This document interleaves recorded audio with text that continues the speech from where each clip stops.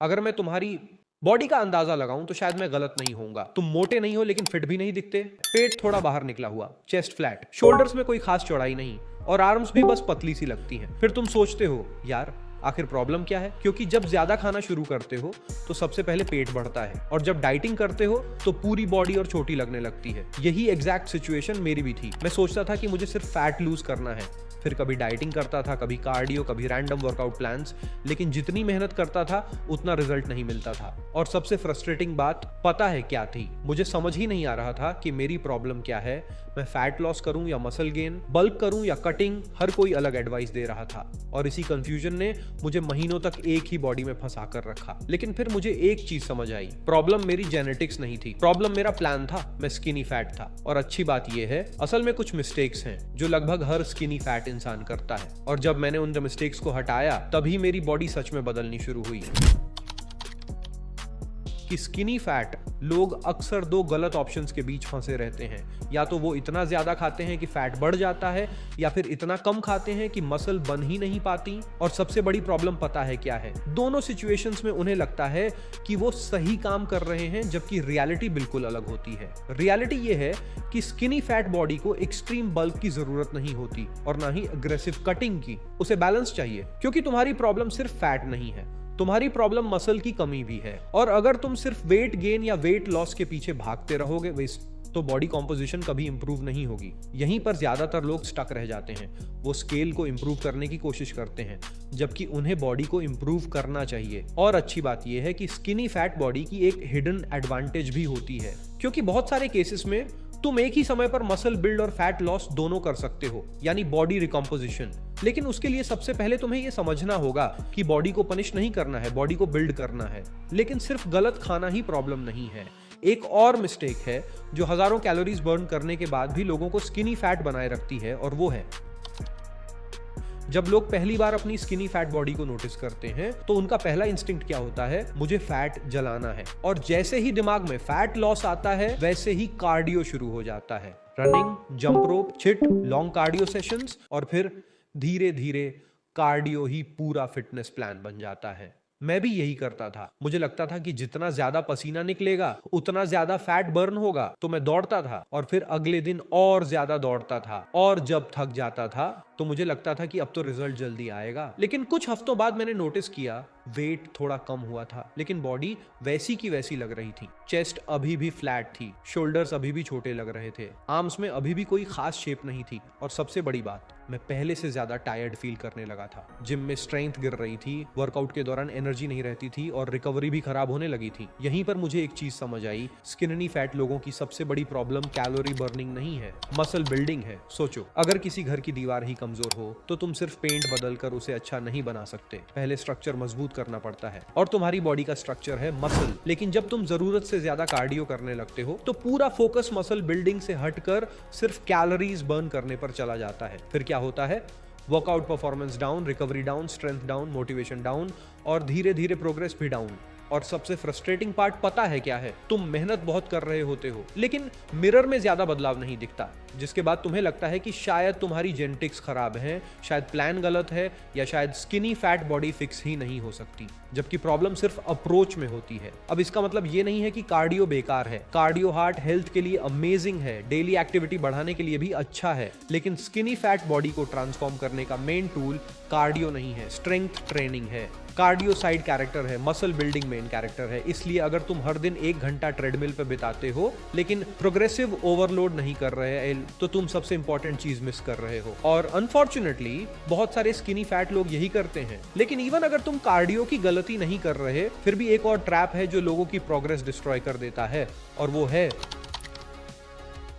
मान लो आज मंडे है, तुमने डिसाइड किया बस अब सीरियसली बॉडी ट्रांसफॉर्म करनी है, तो तुम YouTube खोलते हो और तुम्हें एक वीडियो दिखती है, keto diet changed my life. तुरंत मोटिवेशन आ जाती है, तुम कार्ब्स बंद कर देते हो, राइस बंद, रोटी बंद, शुगर बंद, सब कुछ बंद। 2-3 दिन तक एक्साइटमेंट रहती है, फिर क्रेविंग्स शुरू हो जाती हैं, एनर्जी लो होने लगती है, वर्कआउट भी पहले जैसे नहीं होते, और 1 हफ्ते बाद तुम डाइट छोड़ देते हो। लेकिन कहानी यहीं खत्म नहीं होती। अगले हफ्ते तुम्हें दूसरी वीडियो दिखती है, intermittent fasting is the secret. फिर तुम फास्टिंग स्टार्ट कर देते हो, कुछ दिन बाद वो भी छोड़ देते हो, फिर लो कार्ब, फिर डिटॉक्स, फिर नो शुगर चैलेंज, फिर कोई random fat loss plan, plan और देखते ही देखते तुम्हारा पूरा फिटनेस जर्नी एक एक्सपेरिमेंट बन जाता है। हर हफ्ते नई स्ट्रैटेजी, हर महीने नया गुरु, लेकिन रिजल्ट लगभग सेम। और यही सबसे बड़ा ट्रैप है। प्रॉब्लम ये नहीं है कि हर डाइट खराब होती है, प्रॉब्लम ये है कि तुम किसी भी डाइट को इनफ टाइम ही नहीं देते, क्योंकि बॉडी कंफ्यूजन से नहीं बदलती, कंसिस्टेंसी से बदलती है। सोचो, अगर तुम हर 10 मिनट में एक पौधे को उखाड़कर दूसरी जगह लगा दो, वो तो क्या वो ग्रो करेगा? ऑब्वियसली नहीं। उसे एक जगह टाइम चाहिए, वाटर चाहिए, पेशेंस चाहिए।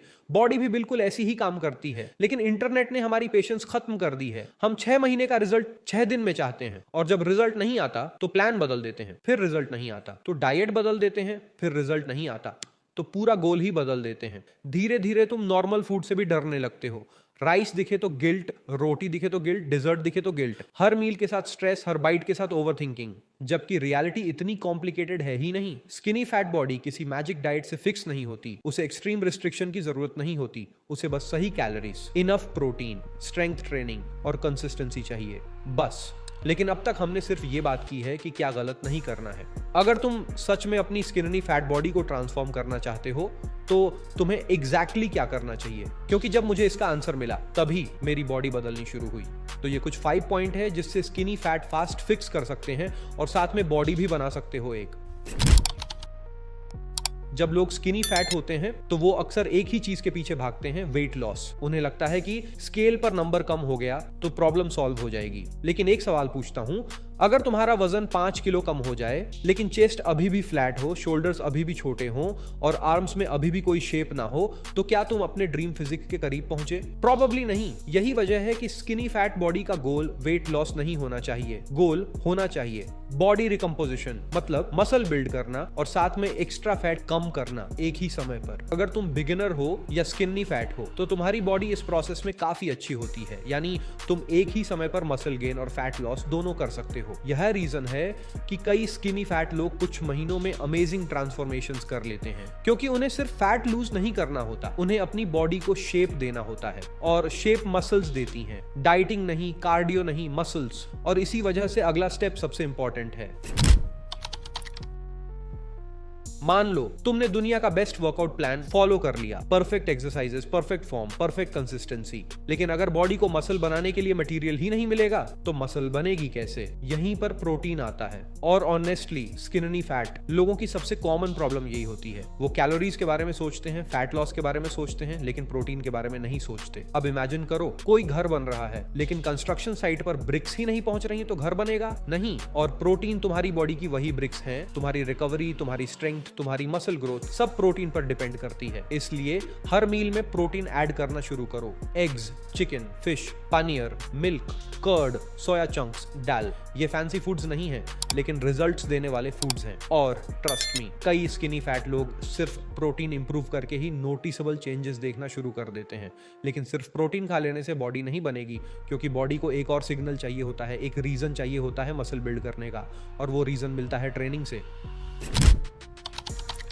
यहाँ बहुत लोग गलती करते हैं। उन्हें लगता है कि जिम जाना ही काफी है, लेकिन जिम जाना और मसल बिल्ड करना दो अलग चीजें हैं। क्योंकि जिम में बहुत लोग बस टाइम पास कर रहे होते हैं, random exercises, random weights, random workouts, और फिर वंडर करते हैं कि प्रोग्रेस क्यों नहीं हो रही। रियलिटी सिंपल है, मसल तब ग्रो करती है जब बॉडी को मजबूर किया जाए ग्रो करने के लिए, और इस प्रोसेस को कहते हैं प्रोग्रेसिव ओवरलोड। मतलब हर हफ्ते थोड़ा बेहतर बनना, थोड़ा ज्यादा वेट, थोड़ा ज्यादा रेप्स, थोड़ी ज्यादा स्ट्रेंथ करो, क्योंकि बॉडी अडेप्टेशन मशीन है। अगर चैलेंज बढ़ेगा तो बॉडी भी ग्रो करेगी। और यही रीजन है कि strength training skinny fat transformation की फाउंडेशन है, क्योंकि आखिर में तुम्हें सिर्फ लाइटर नहीं दिखना, तुम्हें स्ट्रॉन्गर और मोर मस्कुलर भी दिखना है। लेकिन मसल बिल्डिंग सिर्फ जिम में नहीं होती, असल ग्रोथ जिम के बाहर होती है।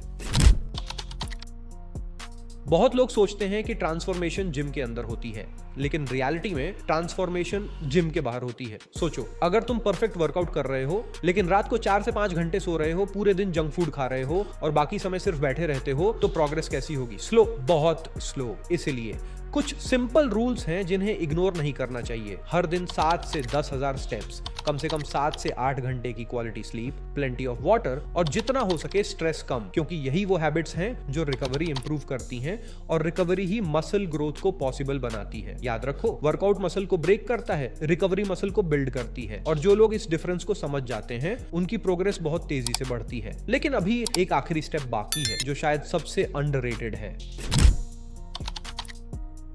यहाँ सबसे बड़ी मिस्टेक पता है लोग क्या करते हैं, वो सिर्फ फील के आधार पर चलते हैं। मुझे लगता है प्रोटीन इनफ है, मुझे लगता है वर्कआउट अच्छा हुआ, मुझे लगता है प्रोग्रेस हो रही है। लेकिन बॉडी ट्रांसफॉर्मेशन गेसवर्क से नहीं होती, ट्रैकिंग से होती है। इसलिए अपनी प्रोग्रेस ट्रैक करना शुरू करो, वर्कआउट ट्रैक करो, स्ट्रेंथ ट्रैक करो, वेस्ट मेजरमेंट ट्रैक करो, और सबसे इंपॉर्टेंट प्रोग्रेस फोटोज लो, क्योंकि मिरर कभी कभी वो दिखा देता है जो स्केल नहीं दिखा सकता। और ऑनेस्टली स्किनी फैट ट्रांसफॉर्मेशन में स्केल सबसे मिसलीडिंग चीजों में से एक है, क्योंकि कई बार वेट लगभग सेम रहता है लेकिन बॉडी पूरी तरह बदल जाती है। वेस्ट छोटी हो जाती है, शोल्डर्स चौड़े लगने लगते हैं, चेस्ट भरने लगती है और बॉडी में शेप आने लगती है। इसलिए सिर्फ वेट के पीछे मत भागो, बॉडी कंपोजिशन के पीछे भागो। मसल बिल्ड करो, स्ट्रॉन्ग बनो, कंसिस्टेंट रहो और बॉडी को टाइम दो, क्योंकि स्किनी फैट फिजिक ओवरनाइट नहीं बनी थी और ओवरनाइट फिक्स भी नहीं होगी। लेकिन अगर तुम इन 5 स्टेप्स को ऑनेस्टली फॉलो करते हो तो आने वाले महीनों में मिरर में जो इंसान दिखेगा वो आज वाले इंसान से बिल्कुल अलग होगा।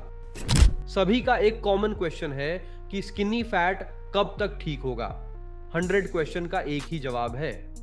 पहले मैं भी स्किनी फैट था, मुझे स्किनी फैट ठीक करने में 6 महीने लग गए थे। अगर तुम 6 महीने तक कंसिस्टेंट होकर वर्कआउट, डाइट वगैरह फॉलो करते हो तो 6 महीने में तुम बहुत बदल जाओगे, तुम्हारी बॉडी डेवलप हो जाएगी और तुम्हें खुद अपने अंदर फर्क दिखने लगेगा। तो भाई मेरी बात ध्यान से सुनो, अब YouTube पे कोई भी वीडियो मत देखो। वीडियो देखने से फैट लॉस नहीं होगा, तुम्हारा केवल दिमाग खराब होगा। बस तुम्हें इतना ही कहना चाहूंगा। अब तुम्हारे हाथ में है क्या करना है। मेरा काम था बताना, बाकी सब तुम संभालो भाई।